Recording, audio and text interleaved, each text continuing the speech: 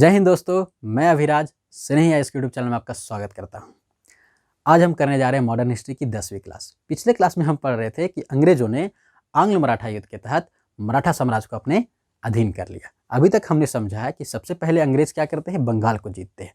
उसके बाद उनका ध्यान मैसूर पे होता है और मैसूर को जीतने के बाद वो मराठा साम्राज्य को जीत लेते हैं। अब उनका ध्यान जो है सिख साम्राज्य पर था और इसके लिए उन्होंने सिखों के साथ युद्ध किए, जिसे आंग्ल सिख युद्ध के नाम से जाना जाता है। लेकिन आंग्ल सिख युद्ध को समझने से पहले सिख धर्म की हम प्रारंभिक स्थिति को आज समझेंगे। अगर आप चाहते हैं कि आज का वीडियोज आपको अच्छे से समझ में आए तो पहले जाकर पुराने वीडियोस को देख लीजिए, मैं डिस्क्रिप्शन में लिंक दे दूंगा। तो देर ना करते हुए चलते हैं टॉपिक की ओर। अगर हम समझने की कोशिश करें तो सिख धर्म के जो संस्थापक थे उनका नाम था गुरु नानक देव। तो यहीं से पहला सवाल बन जाता है कि सिख धर्म के संस्थापक कौन थे? गुरु नानक देव। इसे आप प्रथम गुरु भी बोल सकते हैं। अगर हम इनकी प्रारंभिक जीवन को समझने की कोशिश करें तो इनका जन्म 15 अप्रैल 1469 ईस्वी को तलवंडी नामक जगह पे हुआ था, जिसे बाद में ननकानाबाद के नाम से जाना जाने लगा। अगर हम इसकी वर्तमान स्थिति को समझे तो आज ये पाकिस्तान में पड़ता है। तो यहाँ से एक और सवाल बनता है कि कौन से वैसे भारत के गुरु है जिनका जन्म पाकिस्तान क्षेत्र में हुआ था? तो आपका आंसर क्या होगा? गुरु नानक देव। इनके पिता का नाम कल्याण चंद्र था और इनकी माता का नाम तृप्ता था। इन्होंने सिख धर्म में संगत और पंगत व्यवस्था शुरू की। संगत का अर्थ होता है धर्मशाला और पंगत का अर्थ होता है लंगर। आज भी ये चीज़ें विद्यमान है।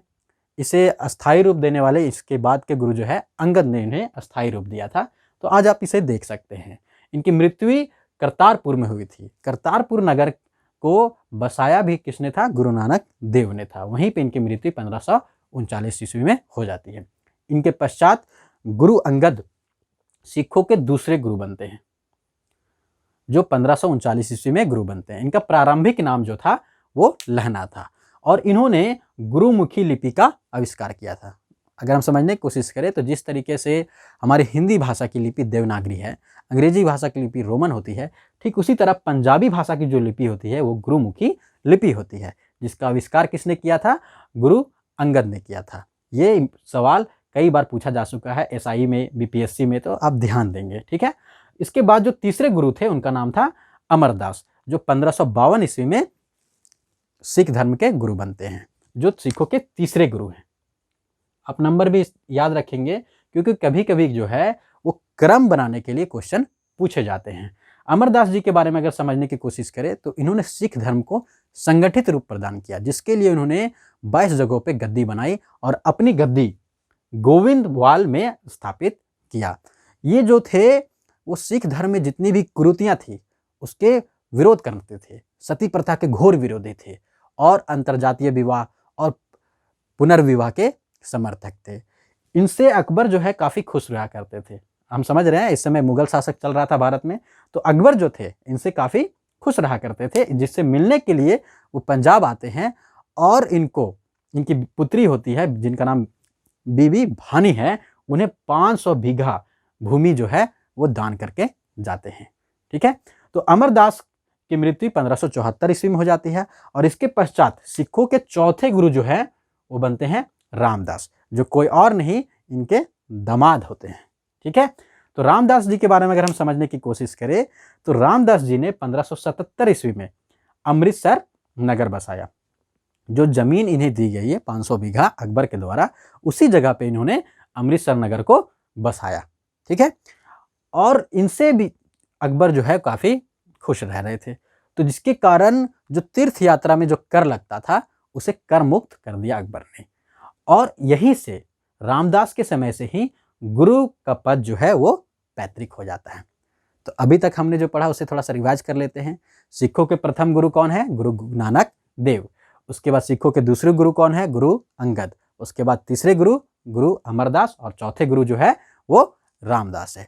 1581 ईस्वी में रामदास की मृत्यु के पश्चात सिखों के पांचवें गुरु जो बनते हैं उनका नाम है अर्जुन देव। तो आप ध्यान रखेंगे सिखों के पांचवें गुरु कौन थे? अर्जुन देव थे, जिन्होंने 1589 ईस्वी में हरबिंदर साहब का निर्माण कराया। ये हरबिंदर साहब समझने की कोशिश करें तो अकबर के द्वारा जो 500 बीघा जमीन दिया गया था वहाँ पे रामदास ने अमृतसर नगर बसाया और उसी नगर में एक प्राकृतिक तालाब था। उसके बीचों बीच 1589 ईस्वी में अर्जुन देव ने हरविंदर साहब का निर्माण कराया, जिसे बाद में रंजीत सिंह के द्वारा सोनों से जड़वा दिया गया और अंग्रेजों के द्वारा पहली बार स्वर्ण मंदिर कहा गया।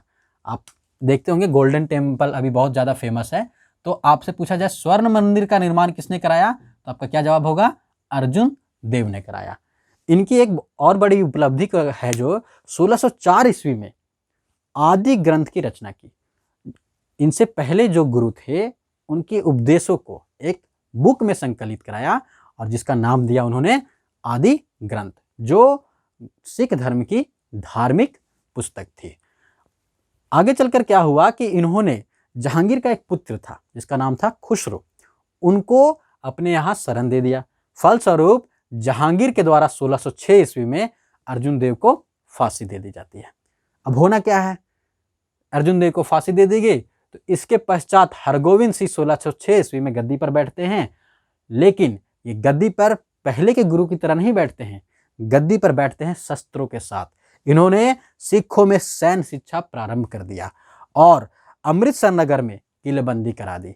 मतलब अब हमारे शासन को मजबूत करके रखना है। और इन्होंने एक और काम किया था, अकाल तख्त का निर्माण कराया। अकाल तख्त का मतलब अगर हम समझने की कोशिश करें तो अर्थात ईश्वर का सिंहासन, ठीक है। तो इसके पश्चात, तो यहाँ पे एक इंपॉर्टेंट सवाल है, ध्यान रखेंगे आप, सिखों में सैन्य शिक्षा प्रारंभ किसने किया, हरगोविंद जी ने किया था, ठीक है। तो इसके बाद जो सिखों के 7वें गुरु होते हैं उनका नाम है हर राय, जिनके 2 पुत्र होते हैं, राम राय और हरकिशन।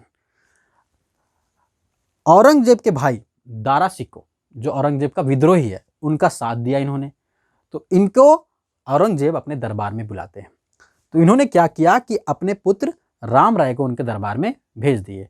फलस्वरूप हरकिशन राय जो है वो 1661 ईस्वी में 8वें गुरु के रूप में गद्दी पर बैठ जाता है। और ये जब गद्दी पर बैठता है तो काफ़ी छोटा होता है, 6 वर्ष की मात्र इसकी आयु होती है। और इसे जब बुलाया जाता है औरंगजेब के द्वारा दिल्ली, तो औरंगजेब तुझसे मिलने जब ये दिल्ली जाता है तो वहीं पे इसे चेचक हो जाता है और उसके द्वारा इसकी मृत्यु हो जाती है, ठीक है। तो अभी तक हमने क्या समझा, सिखों के 5वें गुरु का नाम क्या है, अर्जुन देव। सिखों के 6ठे गुरु कौन है, हरगोविंद।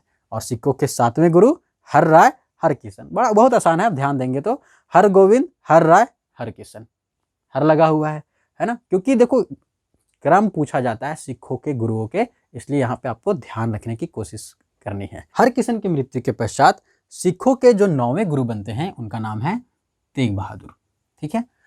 तो इनके बारे में अगर हम समझने की कोशिश करें तो ये हरगोविंद के पुत्र हैं। अगर आप ध्यान दें तो अर्जुन देव सिखों के 5वें गुरु है, इनके बाद इनका पुत्र हरगोविंद बनता है 6ठा गुरु।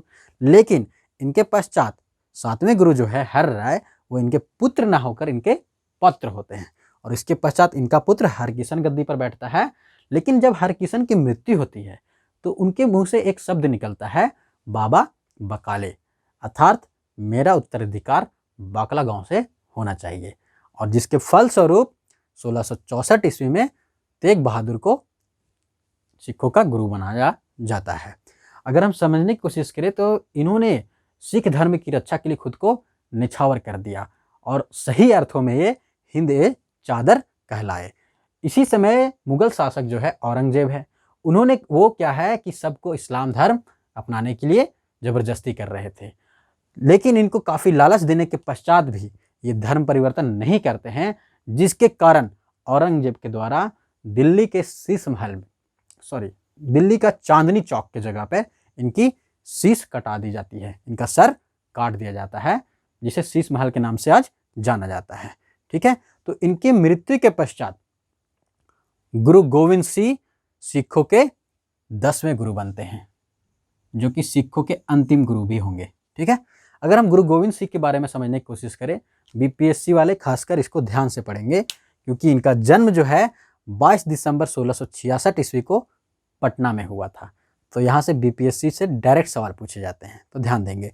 इन्होंने आनंदपुर नगर की स्थापना की थी। 1699 ईस्वी में इन्होंने खालसा पंथ की स्थापना की और इन्होंने सिखों को 5 का कर का उपदेश दिया, अर्थात 5 का मतलब केस, कंघा, कच्छा, कड़ा और कृपा। आपको देखने को मिलेगा कि सिख जो है वो अपने केस लंबे रखते हैं, ठीक है, मतलब केस नहीं कटवाना है।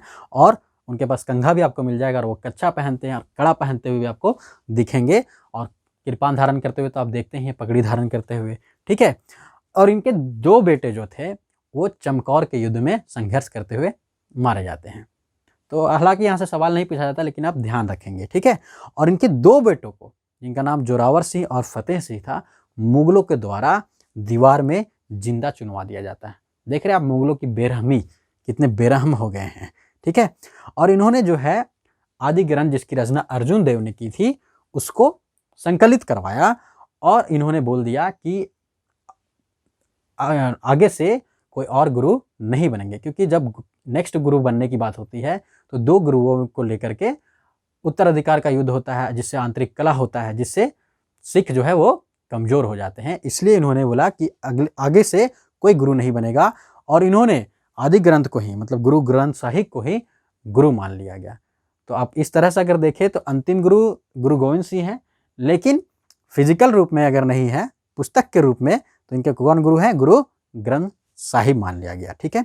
1708 ईस्वी में देखो होता क्या है, 1707 ईस्वी में औरंगजेब की मृत्यु हो जाती है, और उसके पश्चात बहादुर शाह उनका पुत्र गद्दी पर बैठता है, ठीक है, जो गुरु गोविंद सिंह के साथ संधि कर लेता है, जिसके कारण पठान जो है, जो इनके समर्थक थे, गुरु गोविंद सिंह जब मुगलों का विरोध करते थे तो उनके समर्थक थे, तो संधि के कारण गुस्से में आकर 1708 ईस्वी में एक पठान के द्वारा नांदे एक जगह है जहाँ पर इनकी हत्या कर दी जाती है। तो यहाँ पे आप ध्यान रखेंगे, ठीक है। तो आज के लिए हम इतना ही रहने देते हैं, और नेक्स्ट क्लास में हम पढ़ेंगे आंग्ल सिख युद्ध के बारे में, ठीक है।